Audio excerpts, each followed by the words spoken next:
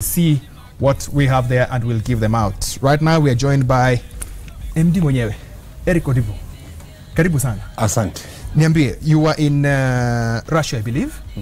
What is the first thing that struck you about the World Cup in Russia? So I was quite privileged to be at the World Cup. I watched 2 games. So I watched the game between Russia and Spain, which was a round of 16 game, and the game between England and Colombia. And I think coming from, particularly as a comparison with the local games, one is just the sheer organization of the whole event. So really great organization, the way you enter and exit the stadium, the comfort inside the stadium, facilities, whether it is food or drinks and so on, really well organized. So if you consider that in that game we had like 78,000 people attending, but you do not feel like you were in a crowd moving in or out. So that was really one thing. I think the other thing, as you find in the majority of Europe, of course, is the playing surface is excellent. You know, if I just compare, the surface is absolutely excellent. So the game is entertaining, the game moves at a high speed, and you know, the whole experience is just really good. What about the atmosphere when you get into the stadium? Even if you're not a football fan, does it make you feel like I'm actually participating in something spectacular? Yeah, absolutely. I think particularly because of, and I think this depended between fans from different teams. So for example, the Russian fans were really animated, and you can imagine, of course, there were so many of them in the stadium, so there was a lot of cheering, a lot of singing. Even when the game was tough, they continued to support. It was same when you looked at Colombia versus England. Colombian fans, very colorful, very noisy, singing the whole game. Even when things became tough, they were still out there, and it just gets into you as well. You know, you just get that emotion and that spirit coming through. Back at home, as DSTV, you've got all the matches on SuperSport 3, SuperSport 10, I believe, 9 sometimes. I mean, how difficult or what is the planning behind it? How difficult is it to get the rights for these matches and to ensure that all 64 games are being relayed live to your audience? So, as you probably know, we've had a very long history of beaming the World Cup live to audiences in Kenya. So it's something that we do and we foresee continue to do going forward. And you know, really happy that we've been able to bring almost all 64 games. So we are not yet in the 64th game. I think we are in 62 maybe. We've done 62. There. So all of them 64 to go. In 64. All of them in HD. All of them concurrently. You could watch every single game live, and I think that was the important thing. Even when you had many games at the same time, you could still watch any of those games live.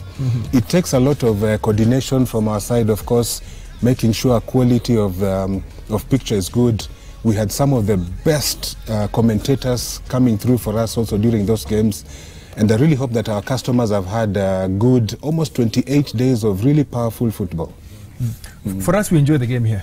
We sit here, actually this is where we watch our football. We sit here, SuperSport 3, full HD. And very clear. Tunageuza viti, nyasi hapo, tunakaa, tunaeka sauti. This is where we enjoy the game. So when you invite guys to the ban, actually when it's going on, you're watching the repeats, France versus Belgium. Absolutely. One of my best matches that Ubelgiji, watu wa Belgium, sorry sana, walinesh kidogo. But in your opinion, who is winning this cup? This is a tough question for anybody who loves football. I think it's going to be tough. So I'll tell you first that I was supporting Belgium.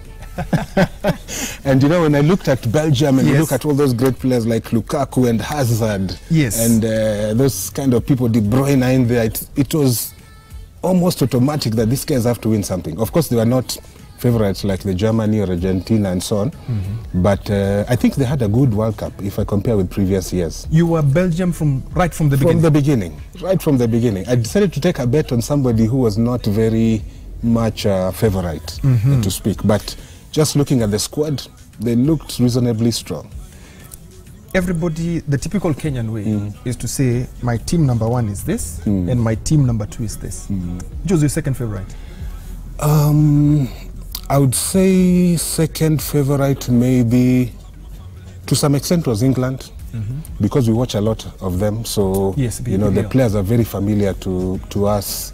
They haven't had a very good World Cup in many years, but they seem to have a decent squad. And I felt they were also not under so much pressure to win, because it was already assumed from the beginning they would not go far. So I thought maybe we could get there. But in terms of the final, it's a very hard choice. My feeling is Croatia has surprised all of us from the beginning. And I think when they beat Argentina 3-0, we should have started having some thoughts that this team might be going places. So I think they have even though France is favorite, Croatia have a very good chance to win this World Cup and surprise everybody. Croatia is not my team. I never supported them in the first place. But from the way they played, I'd looked at them as dark horses of this World Cup. And for me in the final, if you ask me my opinion, is that my heart would want France to win. It would be very good for the continent of Africa. Absolutely. 90% of that team is our brothers from Congo and Mali and everywhere else. But looking at football-wise, I think Croatia have got an upper hand. That is where I'll put it. And on a scale of 1 to 10, I'll give 7 to Croatia, 3 to France. Right. I think the thing about this World Cup is probably been the most surprising World Cup ever. Yes. And you know, we see things happening that people who are considered favorites having a tough time dealing with kind of like people who are underdogs. So it's 50-50, I think. France have the pedigree, they've gone places, they've done very big things, but Croatia coming as a team that seem to be more solid as a team, they're hungry to win, and they're really putting themselves out there to make it happen. Like you've mentioned, we have 2 more games to go, third place playoff and the final. Then the football season begins.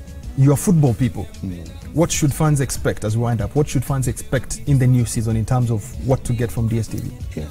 So first of all, I really want to thank all our customers out there, you know, who continue to be our patrons on DSTV. And I hope many people in this room, including the Harambee Starlets and all the coaching staff are with us. So we know the World Cup ends on the 14th. Yes. But in recognition of the support that our customers continue to give us, we have a special 2 weeks that we are calling open time, which kicks off tomorrow. So from tomorrow until the 31st of July, we are opening all Super Sports channels to all packages that you buy. So as we know today, we have 5 packages from Access. So Access is our entry-level package. Then you have Family. And then typically the English Premier League starts from Compact.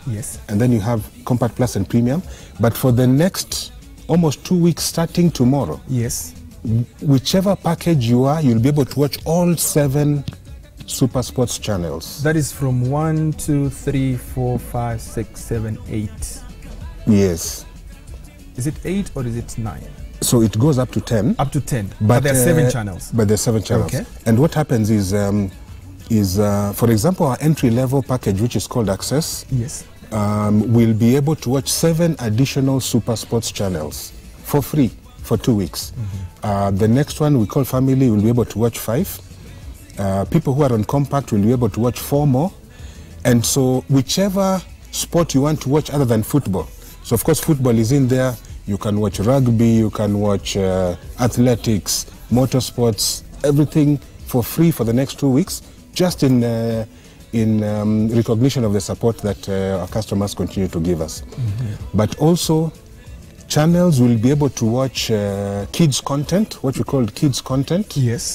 So kids content are things like Nickelodeon, Cartoon Network, Boomerang. Today, most of them come from the Family and Compact package. But even for the lower packages, for the next 2 weeks, absolutely free. So I encourage everybody, if you're connected, stay connected. If you're not connected, come and join us. It is an absolute feast of content for the next 2 weeks. But as you say, of course, football again kicks off in August. And we, of course, kick off with the English Premier League in August, followed shortly by La Liga, coming also in August. And very shortly, we'll be announcing an additional league. So this is a surprise that will be coming up very shortly. On top of the English Premier League and La Liga. So ask everybody again, look out and listen to this. We want to remain the home of top quality football. So a lot of football coming your way in August. So, other than EPL,